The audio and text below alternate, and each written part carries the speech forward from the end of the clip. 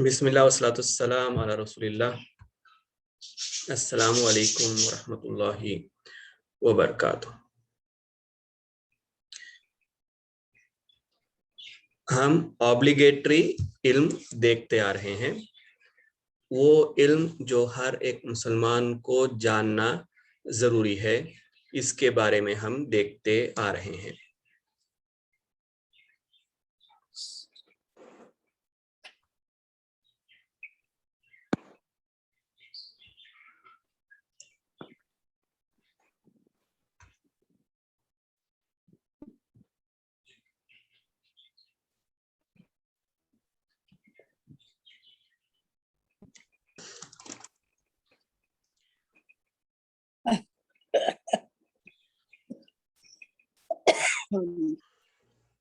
अच्छा, last time गए बार हम देखे अल वला वल बरा के बारे में। अल वला वल बरा क्या है?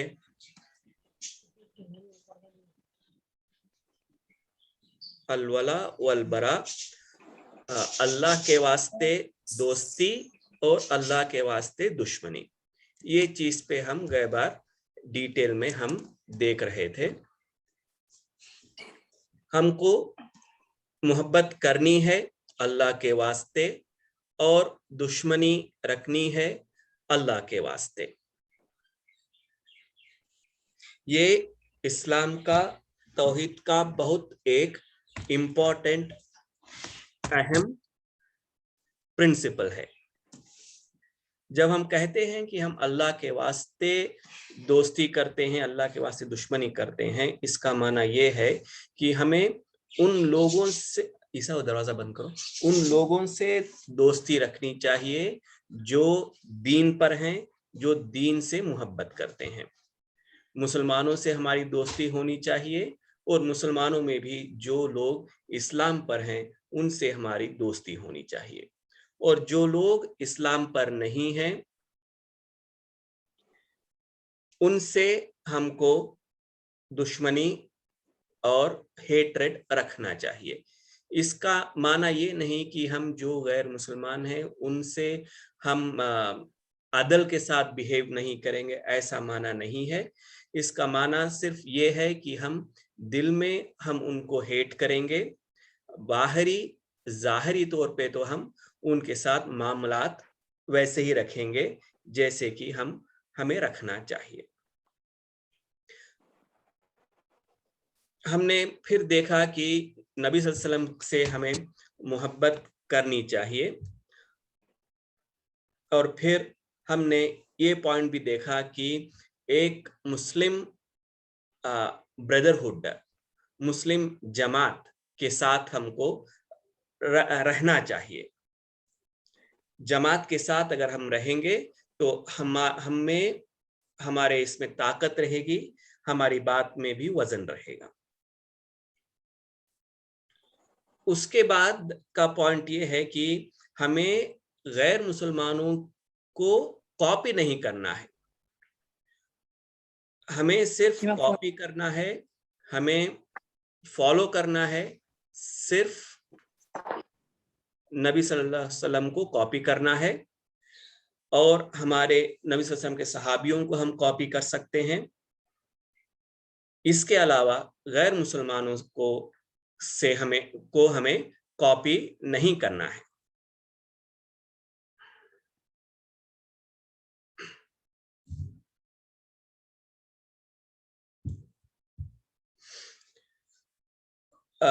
गैर मुसलमानों को कॉपी नहीं करने का माना क्या है कि अगर कोई गैर मुस्लिम है जो एक स्पेसिफिक चीज कर रहा है, जैसे कि उसका एक कलर, ड्रेस का, कपड़ों का एक कलर है, जैसे सैफरन कलर हिंदुओं से रिलेटेड है, तो हमें ऐसे कपड़े नहीं पहनना चाहिए। गैर मुस्लिम का दाढ़ी का शेप, मूंछों का शेप हमें कॉपी नहीं करना चाहिए। हमारे लिए सुन्नत है, सुन्नत में मुसलमानों को मूंछें छोटी करना है या तो शेव करना है और अपनी दाढ़ी को बड़ी रखना है। गैर मुस्लिम मूंछों को बड़ी करते हैं, दाढ़ी को छोटी करते हैं, इनको हमें कॉपी नहीं करना। इसी तरह पिछले हफ्तों में हमने देखा काली पोत पहनना, ये एक गैर मुसलमानों का एक रिवाज है जिसको हमें कॉपी नहीं करना। इसी तरह इसको एक और लेवल को अगर हम ले जाएं तो शादियों में आरस को लाल कलर की साड़ी पहनाई जाती है। शादी के दिन लाल कलर की साड़ी वो पहनती है। ये भी अगर आप देखेंगे तो ये भी हिंदुइज्म से रिलेटेड है। वो लोग भी लाल कपड़ा ही शादी के दिन पहनते हैं। उससे एक दिन पहले या कुछ एक उनका एक रिवाज रहता है, पीली येलो कलर की साड़ी एक फलाने दिन पहनने का, जो हल्दी से रिलेटेड है। ये चीजें हिंदुओं के रिवाजों को अगर हम इसको अडॉप्ट करेंगे तो ये हिंदुओं को कॉपी करे जैसा है। तो हमको इन चीजों को हल्दी के रस्म या हल्दी जैसे वो साड़ी का कलर या फलाने दिन मेहंदी का साड़ी का कलर, ये सब स्पेसिफिक चीजें हैं जो गैर मुस्लिम करते हैं उनके शादियों में, उनके रिवाजों में। हमें इनसे दूर रहना है। दोस्ती हमें करना है, मुसलमानों से दोस्ती करना है, गैर मुसलमानों से दोस्ती नहीं करना। इसका माना ये नहीं कि हम उनसे एकदम चिढ़कर रहें, दूर रहें। इसका माना बस ये है, अगर हमको एक मुसलमान है और गैर मुसलमान है तो हमें तरफदारी, हमें सपोर्ट करना है मुसलमान को और गैर मुसलमान को नहीं। अच्छा, इससे रिलेटेड कुछ हम एक का सवाल देख लेंगे। ये तो थियोरेटिकल हो गया। कुछ सवाल देखते हैं। सवाल कोई जवाब देना चाहे तो प्लीज दीजिए। क्या एक काफिर कंपनी में, काफिर के शॉप में क्या हम काम कर सकते हैं? मैं बोलूं? बोलो। हाँ, हम काम कर सकते हैं अगर वो हम लोग को रिलीजन में आने के लिए फोर्स नहीं कर रहा और वो अगर हराम चीजें नहीं बेच रहा, जैसे कि पोर्क नहीं बेच रहा, बस उसके परफ्यूम्स बेच रहा, तो हम लोग काम कर सकते हैं। If he is in his limits we can work.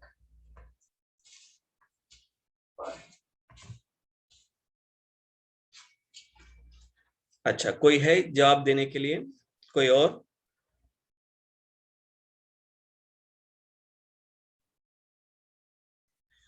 अच्छा, हम एक काफिर कंपनी में या काफिर के तहत काम कर सकते हैं अगर, जैसे कि अभी ईसा ने बताया कि वो अगर कोई हराम एक्टिविटी में नहीं है, हमें हराम काम करने के लिए नहीं कह रहा है तो। और जब हम काम करते हैं ऐसे कंपनी में, ऐसे शॉप में, हमें चाहिए कि हम उससे उस मालिक से हम मोहब्बत ना करें, हमारे दिल में उसके लिए मोहब्बत नहीं होनी चाहिए और हमें उसको एक एब्सोल्यूट टर्म्स में एकदम पूरा का पूरा उसको तारीफ नहीं करनी चाहिए।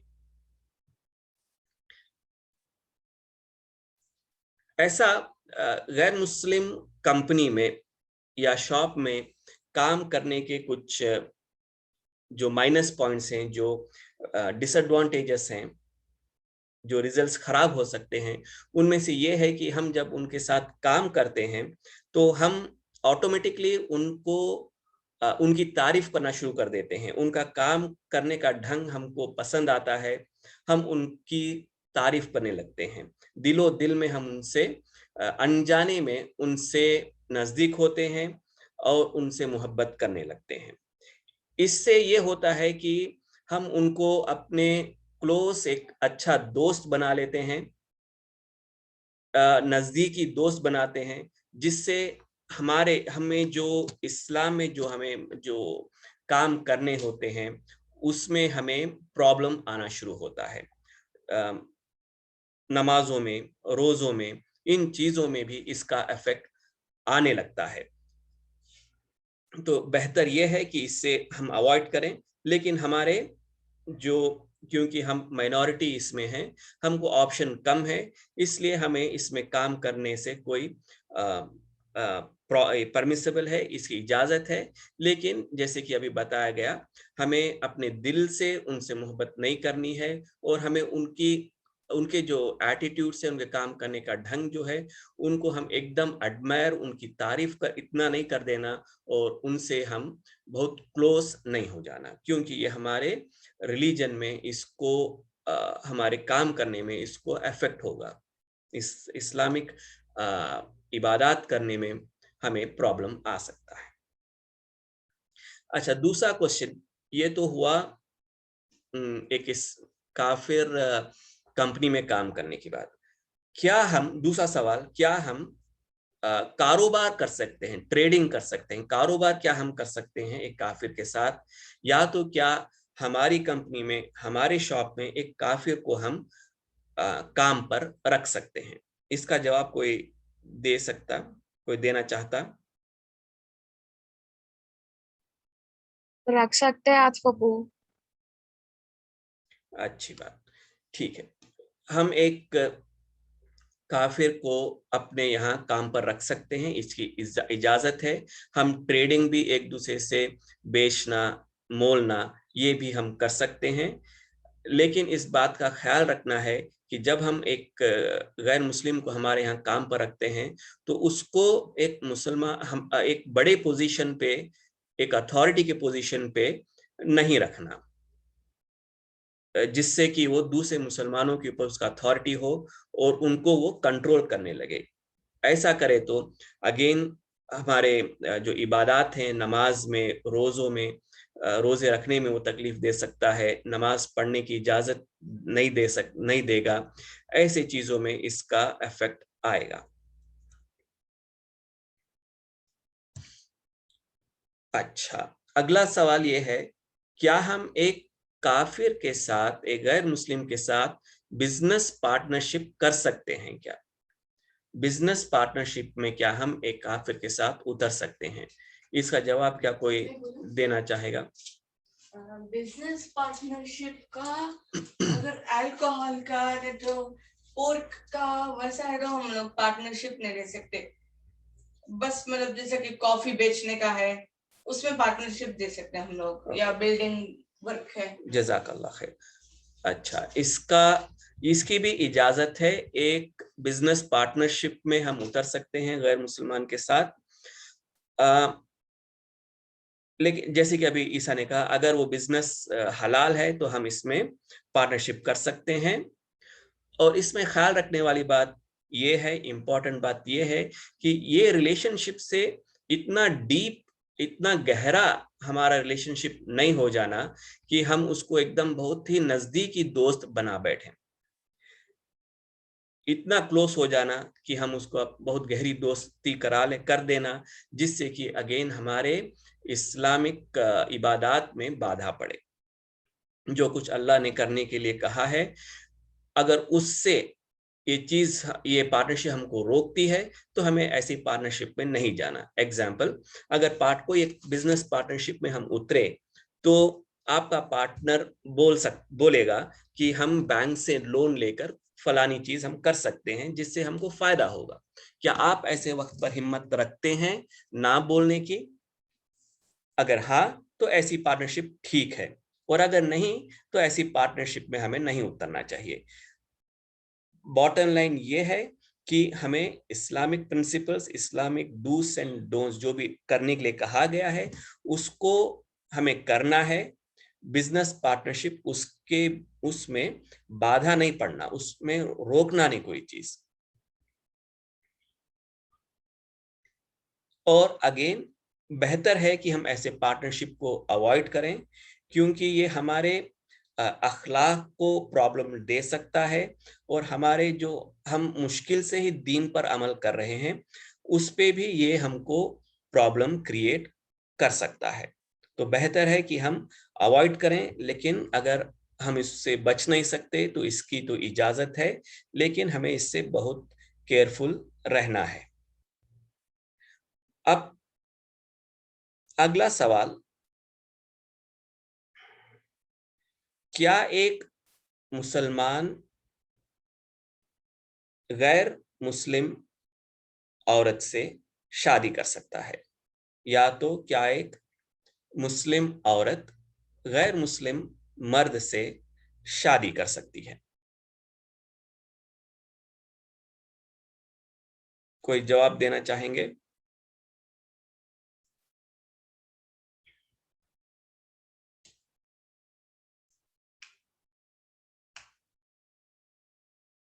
क्या एक मुसलमान गैर मुस्लिम औरत से शादी कर सकता है, या तो गैर या तो एक मुस्लिम औरत गैर मुस्लिम मर्द से शादी कर सकती है क्या? अच्छा, इसका जवाब है हराम, नहीं करना है। एक मुसलमान आदमी क्रिश्चियन और जू को छोड़कर किसी और दीन को फॉलो करने वाली औरत से शादी नहीं कर सकता। इसी तरह एक मुस्लिम औरत कोई भी काफिर से शादी नहीं कर सकती, ये हराम है। लेकिन अगर एक मुसलमान मर्द है, एक काफिर औरत से शादी करना चाहता है, अगर वो विलिंगली अपने दिल से मुसलमान होना चाहती है या होना चाहता है, तो ऐसे वक्त पर इसकी इजाजत है। अगर एक मुसलमान मर्द एक हिंदू से शादी करना चाहता है, और अगर वो हिंदू औरत वॉलंटरली दिल से मुस्लिम होना चाहती है, तो ऐसे वक्त पे इसकी इजाजत है। इसी तरह एक मुस्लिम औरत है, वो एक हिंदू आदमी से शादी करना चाह रही है, तो कंडीशन ये है कि वो मर्द मुसलमान होना चाहिए, उसको दिल से उसकी उम्मीद होनी चाहिए, चाहत होनी चाहिए कि वो इस्लाम में आए। ऐसे वक्त पे इसकी इजाजत है। यहां पर पॉइंट ये है कि दिल से वॉलंटरली वो इस्लाम में आना चाहिए उनको, सिर्फ शादी करने के लिए नहीं, दीन पसंद करके आना। सिर्फ लड़के को देख के या लड़की को देख के खाली शादी के पर्पस के लिए, नेम सेक के लिए रिलीजन कन्वर्ट करके शादी करना, इसकी इजाजत नहीं है।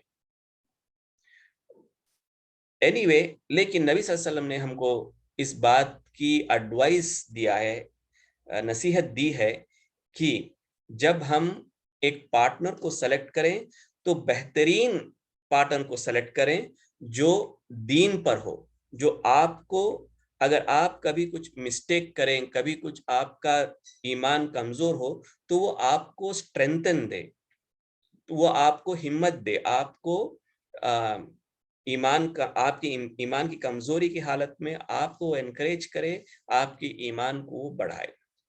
मिसाल के तौर पर अगर कभी आप मस्जिद जाकर नमाज पढ़ने में थोड़ी सी सुस्ती करें, तो ऐसा पार्टनर होना चाहिए जो आपको एनकरेज करे मस्जिद भेजने में। अगर आप कोई सुस्ती कर रहे हैं रोजा रखने में, तो ऐसा पार्टनर होना चाहिए जो आपको एनकरेज करे कि रोजा रखें, ना कि ऑपोजिट। तो नबी सल्लल्लाहु अलैहि वसल्लम ने हमको कहा कि ऐसा पार्टनर ढूंढो जो आपको आपके इस्लाम पर साबित कदम रखने के लिए आपको हेल्प करे। तो क्या एक नया नया कन्वर्टी, क्या ये नया नया जो हिंदू से मुसलमान हुआ या हिंदू से मुस्लिम हुई हुई औरत या मर्द, क्या उनका ईमान इतना स्ट्रांग हो सकता है कि हमको वो हेल्प करें? तो बेहतर यही है कि हम ऐसे पार्टनर को ढूंढें जो एक स्ट्रांग कमिटमेंट के साथ हो अपने ईमान के ऊपर। अच्छा,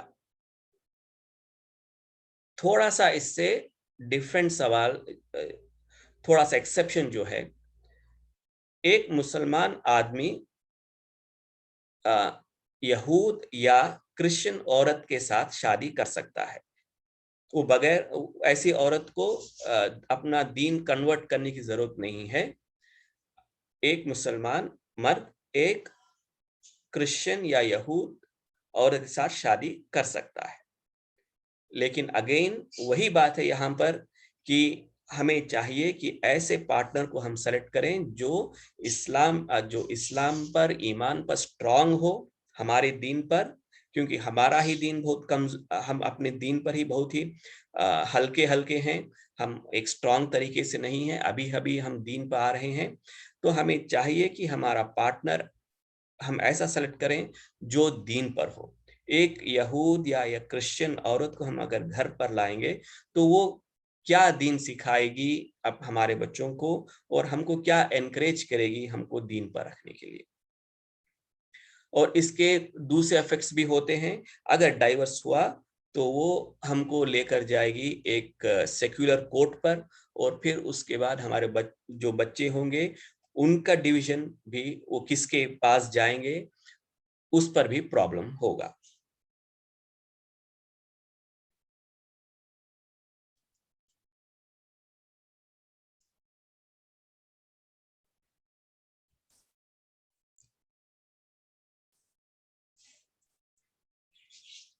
अच्छा, इन क्वेश्चंस में कुछ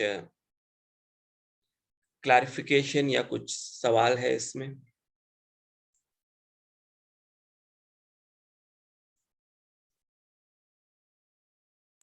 अस्सलाम वालेकुम। वालेकुम अस्सलाम।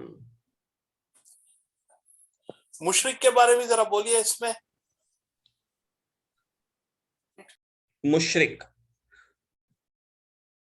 मुशरिक काफिर के अंदर ही आता है। मुशरिक अगर आपका माना यह है कि मुसलमान नाम रखकर वो शिर्क कर रहा है, तो अगेन नबी वो तो जाहिरी तौर पर तो अपने आप को मुसलमान बोल रहा है, लेकिन जब हम सेलेक्ट करते हैं एक पार्टनर को तो हमको सबसे पहली चीज जो देखनी है, दीन को देखना है। हम नॉर्मली ब्यूटी को देखते हैं, फैमिली को देखते हैं, खानदान को देखते हैं, वेल्थ को देखते हैं, लेकिन दीन को नहीं देखते। जब हम पार्टनर को सेलेक्ट करेंगे तो दीन को देखें। उसी वो काफिर मुशरिक सब उसी में आता है। दरगाह जाने वाले या सूफीस, जो एक्सट्रीम सूफीस या शियास, बरेलवीस, एक्सट्रीम बरेलवीस, इन लोगों से बिल्कुल हमको मैरिज अलायंसेस नहीं करना है। अगर आपका सवाल यही है तो बताइए, या कुछ और, या तो क्वेश्चन को थोड़ा और क्लैरिफाई कीजिए। जज़ाकल्लाह खैर, बस वही था। बारकल्लाह फीक।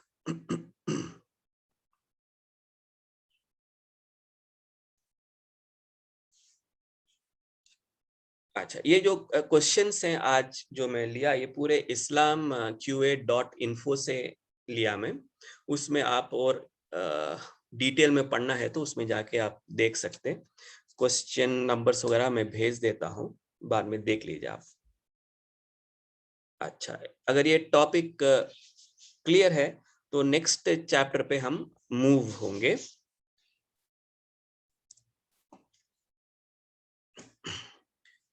अगला जो चैप्टर यहाँ पर ऑथर ने दिया है, इजहारुद्दीन, दीन को स्ट्रेंथन, दीन को ताकतवर बनाना।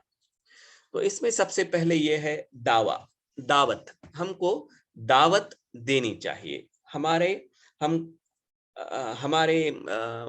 ड्यूटीज में एक इम्पॉर्टेंट ड्यूटी है दावत देना।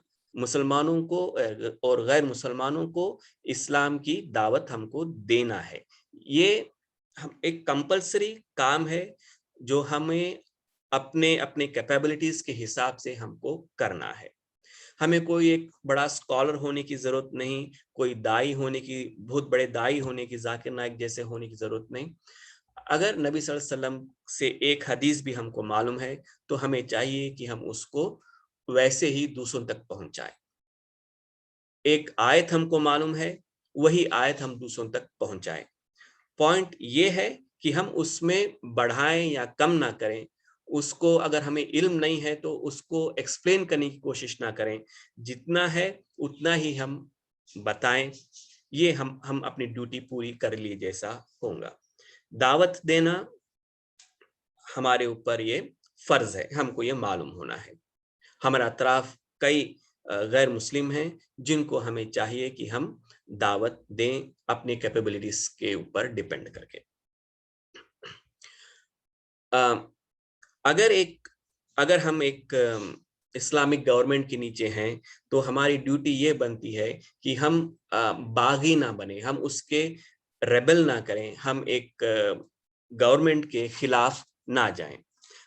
हमें एक यूनिटी, इस्लाम को यूनिफाई, एक जमात को स्ट्रॉन्ग करना है, यूनिफाई करना है, ना तो उसको वीक करना है। हमें रेबल नहीं करना, हमें गवर्नमेंट के खिलाफ नहीं जाना चाहिए। हर कोशिश हमारी होनी चाहिए कि हम मुसलमानों को जितना हो सके नजदीक लाएं, प्यार मोहब्बत से नजदीक लाएं, ना कि छोटा सा एक बहाना मिलते ही उसमें फूट डालें। हमें चाहिए कि हम मुसलमानों को डिफेंड करें, मुसलमानों को सपोर्ट करें। दुनिया में जहां कहीं भी मुसलमान के ऊपर मुसीबत आए तो हमें चाहिए कि हम आगे बढ़कर उनको हेल्प करने की कोशिश करें। अगर हम फिजिकली खुद ब खुद जाकर या पैसों से हम मदद नहीं कर सकें, एटलीस्ट हमें चाहिए कि हम उनके लिए दुआ करें। दुआ एक मोमिन का एक बहुत बड़ा वेपन है, हमें उसका इस्तेमाल करना चाहिए। हमें दुआ करनी चाहिए, सिर्फ हमारे लिए नहीं बल्कि मुस्लिम उम्मत के लिए, इस दुनिया के लिए और आखिरत के लिए। हमें एक पॉइंट बनाकर रख लेना चाहिए कि हमारे दुआओं में हम दूसरे मुसलमानों के लिए दुआ करेंगे करके। अगला पॉइंट, अगर हमारे पास कोई इस्लामी इल्म है, कोई भी इल्म है, तो हमें चाहिए कि हम उसको छुपा कर ना रखें। अगर इल्म है तो दूसरों तक उसको फैलाओ, दूसरों तक उसको बताओ। अगर आपके पास इल्म नहीं है तो फतवा नहीं देना, इस्लामिक फतवा देने की इजाजत नहीं है। जब हम दावत देना कंपलसरी कहते हैं, जब हम कहते हैं कि हमारे पास अगर कुछ भी इल्म है तो दूसरों तक पहुंचाना है, तो इसका माना ये नहीं कि हम निकल कर फतवा देना शुरू कर दें, ये हलाल है, ये हराम है, ये जायज है, ये जायज नहीं। ऐसा बोलना नहीं चाहिए। अगर हमारे पास इल्म नहीं है तो हमें इल्म के बेसिस पर ही बात करनी है। अगला पॉइंट है, हमारे जो भी हुक्मरान हैं हमें उनको उनके तहत रहना है, उनकी बात हमको सुनना चाहिए, बगावत नहीं करना है। हमारे अतराफ, अगला पॉइंट, हमारे अतराफ अगर कोई चीज बुरी हो रही है, कोई गलत काम कर रहा है, तो हमारे ऊपर ये फर्ज है कि हम उसको रोकें। अगर कुछ बुरा काम हो रहा है, हमारा फर्ज है कि हम उसको रोकें। अगर हमारे पास अथॉरिटी है, हम स्ट्रांग हैं, तो हमें उसे फिजिकली हाथ से उसको रोकना है। अगर कोई गलत काम कर रहा है तो हमें उसे हाथ से रोकना है। अगर हमारे पास अथॉरिटी नहीं है हाथ से रोकने की, तो हमें एटलीस्ट जबान से उसको बोलकर उसको रोकना है। और अगर हम जबान से भी नहीं बोल सकते, हमारी अथॉरिटी उतनी भी नहीं है, उतना भी प्रॉब्लम है, तो एटलीस्ट हमें चाहिए कि उस हराम चीज का, उस गलत काम के बारे में हमारे दिल में तो हेट्रेड, एक बुग्ज हो, उससे नफरत होनी चाहिए हमारे दिल में। अब हाथ से रोकना, इसका एग्जाम्पल मैं एक चीज बोल सकता हूं कि अगर हमारे घर में टेलीविजन है या इंटरनेट है, जिस पे हम उम्मीद करते हैं, जिस पे हम समझते हैं कि हमारी जो फैमिली मेंबर्स हैं अच्छा इस्तेमाल करेंगे, कुछ कॉलेज का पढ़ेंगे, यूनिवर्सिटी का पढ़ेंगे, कुछ स्कूल का पढ़ेंगे, कुछ अच्छे चीजें उसमें देखेंगे करके। अगर हमारा कोई फैमिली मेंबर उसमें कुछ गलत काम कर रहा है, सोशल मीडिया में, यूट्यूब में या टीवी में जो चीज नहीं देखनी है वो चीज देख रहा है, तो एज ए घर के बड़े होने के हेड ऑफ द फैमिली अगर आप हैं, या घर के आप लेडी हैं, आप अम्मी हैं या आप अब्बा हैं, तो ये आप में ये अथॉरिटी है कि आप आपके बच्चों को, आपके बहन को, आपके सिस्टर को फिजिकली हाथ से रोकें। इसमें हिचकिचाना नहीं चाहिए। आप, अल्लाह ने आपको एक अथॉरिटी पे रखा है, तो आप इस अथॉरिटी को यूटिलाइज करना है और इनको अपने भाइयों को, बहनों को, बच्चों को जो आपके तहत हैं, जो आपके नीचे हैं, उनको जहन्नम की आग से बचाना है।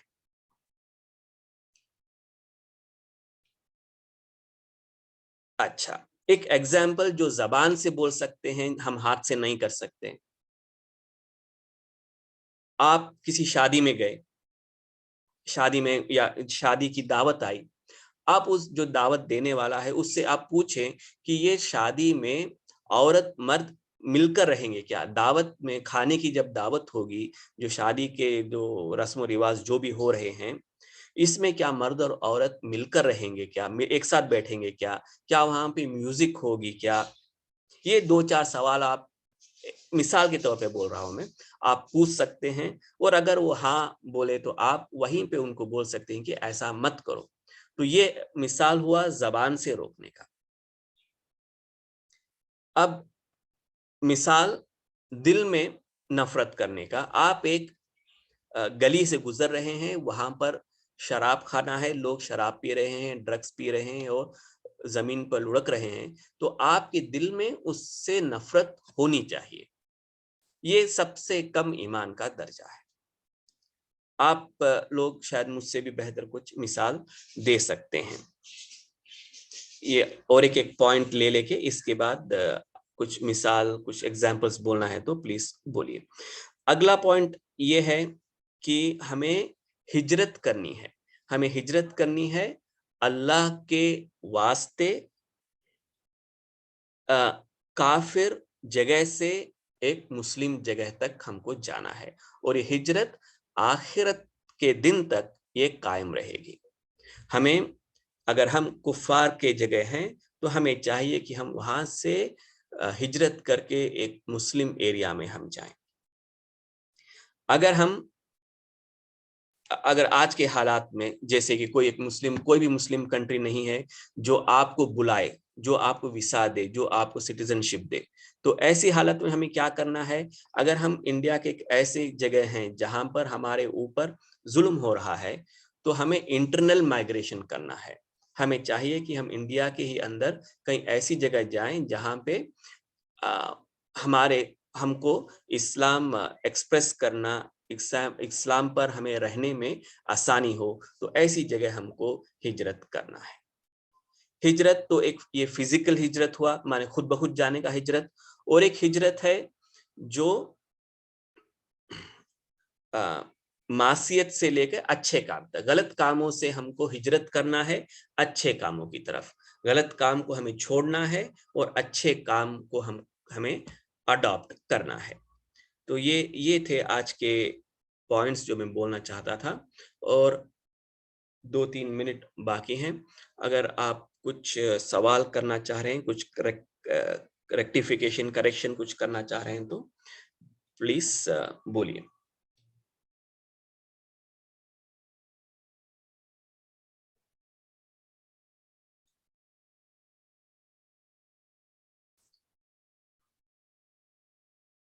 बहुत सारे, कुछ भी नहीं है। बहुत सारे शबा, बहुत सारे यंगस्टर्स हैं, कोई भी कुछ भी नहीं बोल रहे हैं। क्या बात समझ में आई?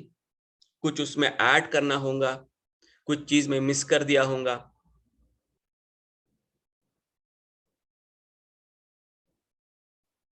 क्या आप कुछ एग्जाम्पल बोल सकते काफिरों को कॉपी करने के बारे में?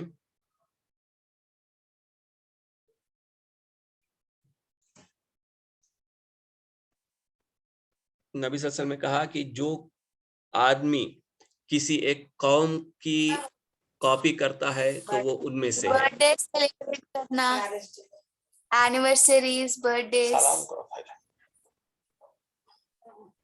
जी, हाँ सही, बर्थडेज, एनिवर्सरीज, ये सब गैर मुस्लिम के रिवाज हैं, फेस्टिवल्स हैं, जिनको हमें बिल्कुल कॉपी नहीं करना। सही बात है।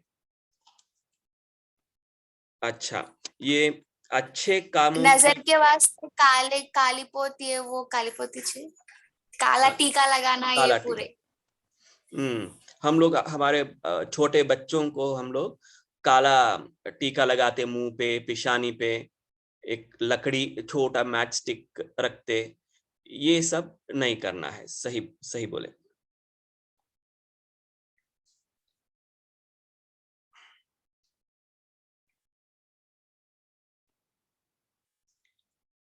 और अल वला वल बरा, इसके रिलेटेड कुछ पॉइंट्स है आपके पास? जो मैं सवाल रेस किया था उसके अलावा कुछ और पॉइंट्स, क्योंकि आप लोग प्रैक्टिकली रहते हैं ना फ्रेंड्स के साथ, तो आप कैसा इस पे इम्प्लीमेंट कर सकते हैं?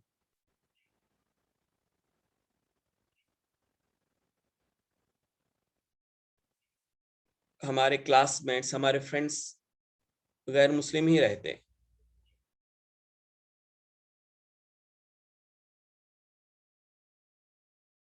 हमको बहुत केयरफुल रहना।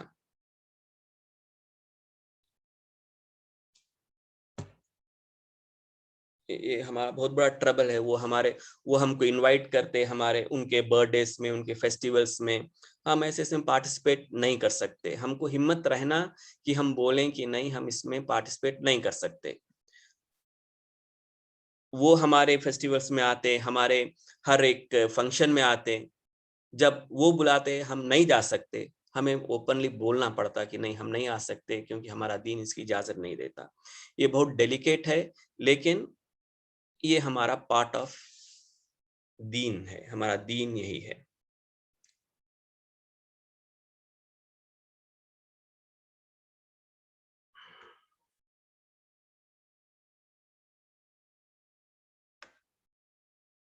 अच्छी बात। अगर कुछ और क्वेश्चन नहीं है तो हम क्लोज करेंगे। जज़ाकल्लाह खैर। अस्सलामु अलैकुम व रहमतुल्लाहि व बरकातहू।